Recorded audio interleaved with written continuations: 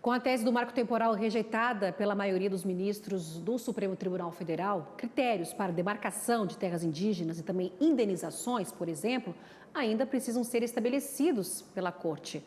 A previsão é que esses parâmetros, então, comecem a ser discutidos nesta quarta-feira.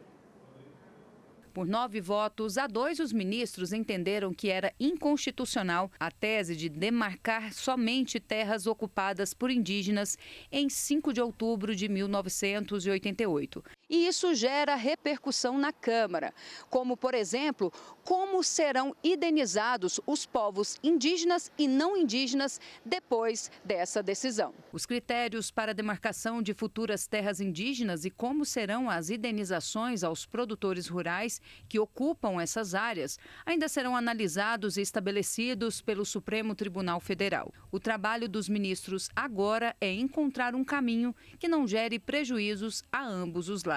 A ideia de uma indenização visa exatamente conciliar esses interesses, transferindo ao Estado, que tem por política pública a demarcação de territórios indígenas, a obrigação de indenizar possuidores e proprietários afetados, o que seria fundamental que se fizesse não somente com a indenização de benfeitorias, mas com a indenização da própria terra nua, reconhecendo posses e propriedades de boa-fé de produtores rurais que foram muitas vezes desbravadores ou são sucessores de desbravadores, adquiriram propriedades, constituíram, fizeram grandes investimentos, transformaram regiões em regiões antes inóspitas, em regiões produtivas, regiões importantes para o agronegócio e que agora têm o seu direito de propriedade ameaçado. Esta jurista explica que o caminho para pacificar a situação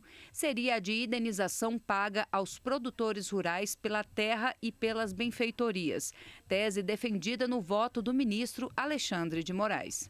O menos gravoso foi o formato indenizatório apresentado por Alexandre de Moraes, que prevê que os particulares receberão em dinheiro as declaradas daqui para frente e daqui para trás, mas de forma prévia. Agora, a bancada ruralista trabalha no Congresso para aprovar na Comissão de Constituição e Justiça do Senado o projeto que estabelece um marco temporal para a demarcação de terras indígenas no Brasil.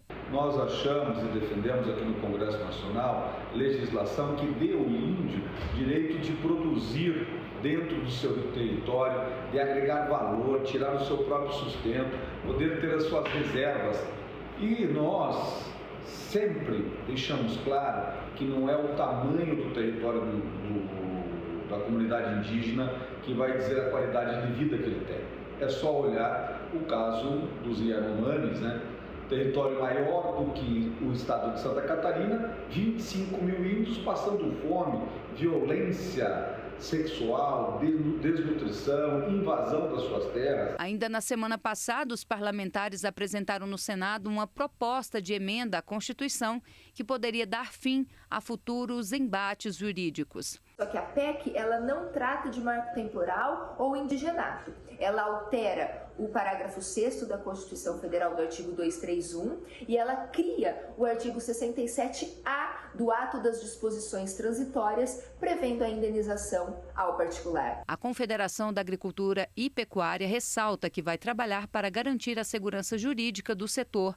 que coloca alimento na mesa do Brasil e do mundo. Nós defendemos sim o marco temporal, nós defendemos sim a indenização prévia e justa para atender eventuais reivindicações, preservando o direito de propriedade dos produtores rurais. Por isso que nós vamos enveredar todos os esforços necessários para aprovar o projeto de lei 2903 em trâmite no Senado Federal, para que restabeleça a segurança jurídica e a paz social, e para que o produtor rural possa fazer o que mais sabe fazer, que é produzir alimento para o Brasil e para o mundo.